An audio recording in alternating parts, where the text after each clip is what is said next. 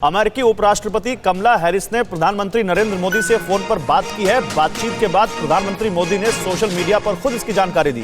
PM Modi ने tweet किया कि उनकी बात हुई है कमला हैरिस से। उन्होंने कमला हैरिस को भारत आने का न्योता दिया। मोदी ने वैक्सीन के लिए अमेरिका की तारीफ भी की है। मनीष, ये अच्छा क्या ट्वीट किया वो देख लीजिए, फिर मनीष जी के पास चलते हैं। अपने ट्वीट में पीएम मोदी ने बताया कि कुछ देर पहले कमला हैरिस से बात हुई। मैंने दुनिया भर में वैक्सीन शेयरिंग के लिए अमेरिकी रणनीति के हिस्से के रूप में भारत को वैक्सीन की सप्लाई देने के आश्वासन की सराहना की। इसके अलावा अमेरिकी सरकार, कारोबारियों और प्रवासी भारतीयों से मिले समर्थन के लिए भी उनका धन्यवाद दिया। तो मनीष, जो बात अभी अचल मल्होत्रा जी कह रहे थे कि आप वैक्सीन को देने को बहुत बड़ा कोई डिप्लोमेटिक कदम मत मानिए भारत और अमेरिका के बीच, लेकिन ये तो है कि बाइडेन प्रशासन के आने के बाद कुछ जो लगा था कि जो गर्मजोशी ट्रंप के साथ एडमिनिस्ट्रेशन के साथ इंडिया की थी, क्या वो उतनी नहीं रहेगी? क्या उसमें थोड़ी सी कमी देखने को मिली? अब लग रहा है कि नहीं, गर्मजोशी वैसे ही बरकरार फिर से होती दिख रही है।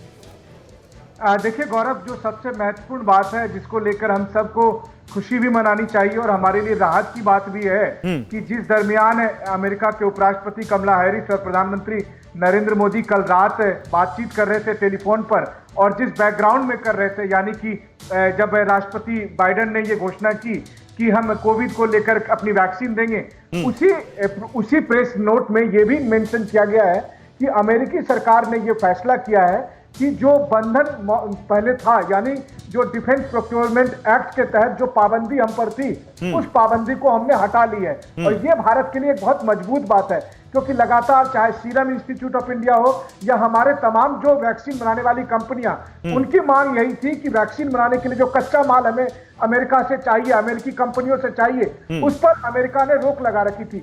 उसको हटाना ये निश्चित तौर पर बताता है। ठीक है, मैं आता हूं आपके पास मनीष, और डॉक्टर रवि गोडसे भी यूएसए से हमें ज्वाइन कर रहे हैं और उसी जगह से जहां से वैक्सीन आनी है, जरा उनसे भी इस बारे में बात करें। लेकिन जरा बिग वॉल पर चलते हैं, भारत और अमेरिका के संबंधों पर, क्योंकि हम बात कर रहे हैं कैसे भारत अमेरिका के संबंध लगातार बेहतर हो रहे हैं। ओबामा के समय के बाद से आप देख सकते हैं कि वो संबंध लगातार आगे बढ़े हैं और वो कैसे इस दौर में भी अच्छे हो रहे हैं, ये आप समझने की कोशिश कीजिए। साल 2021 से भारत अमेरिका संबंधों में एक नया दौर बाइडेन प्रशासन के आने के बाद शुरू हुआ। भारतीय मूल की कमला हैरिस पहली महिला अश्वेत उपराष्ट्रपति बनी अमेरिका की। दोनों देशों ने व्यापक वैश्विक रणनीतिक साझेदारी को बढ़ावा दिया और राष्ट्रपति चुनाव से पहले या ट्रंप के समय से ही 2+2 जो मिनिस्टर लेवल की बातचीत हो रही थी, वो भी कहीं ना कहीं भारत और अमेरिका के संबंधों को और नए दौर में लेकर जा रही है। मैं सीधे आपके पास आऊंगा डॉक्टर गोडसे।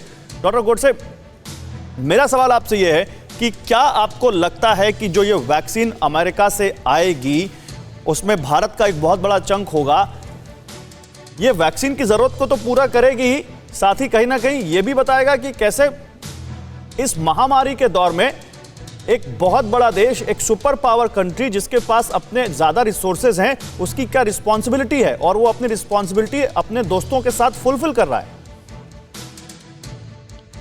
देखो, डोसेस तो 8 करोड़ भेज रहे हैं, उसमें से 6 करोड़ जाएंगे कोवैक्स को। कोवैक्स गरीब देशों में है, उनमें तो भारत नहीं है। 2 करोड़ जो डोसेस आएंगे उसमें 10-15 लाख आ सकते हैं, और 10-15 लाख से मतलब अगर शोले की बात करें तो इससे मेरा क्या होगा कालिया, 10-15 लाख से इतना फर्क नहीं पड़ेगा। लेकिन मैंने अभी @डॉक्टर गोडसे रवि 1 पे एक अमेरिकन सरकार को ट्वीट भेजा है, बाइडेन साहब को। भारत सरकार जो गलती नहीं कहूंगा, भारत सरकार जो कर रहा था वो अमेरिकन सरकार कर रहा है, और वो उन्होंने गलती सुधार दी, तो मेरे ख्याल से सारे डोसेस इंडिया आएंगे। मैं उनको क्या कह रहा था, जब हम लोग वैक्सीनेशन ड्राइव चालू किया तो मेरा मानना यह था कि सब हॉटस्पॉट में वैक्सीन भेजो। अगर महाराष्ट्र में केसेस है वहां भेजो, हॉटस्पॉट को मिटा दो तो दुनिया में फैलेगा भी नहीं। मैं अमेरिकन गवर्नमेंट को अभी ट्वीट करके भेज दिया है। और अगर वापस शोले की बात करेंगे, 5 लोगों को बांध के रखा है, मौसी है, बसंती है, धन्नो है, मुखिया है और बीरू है, और जय आता है, तो सबसे पहला किसको छुड़ाएगा?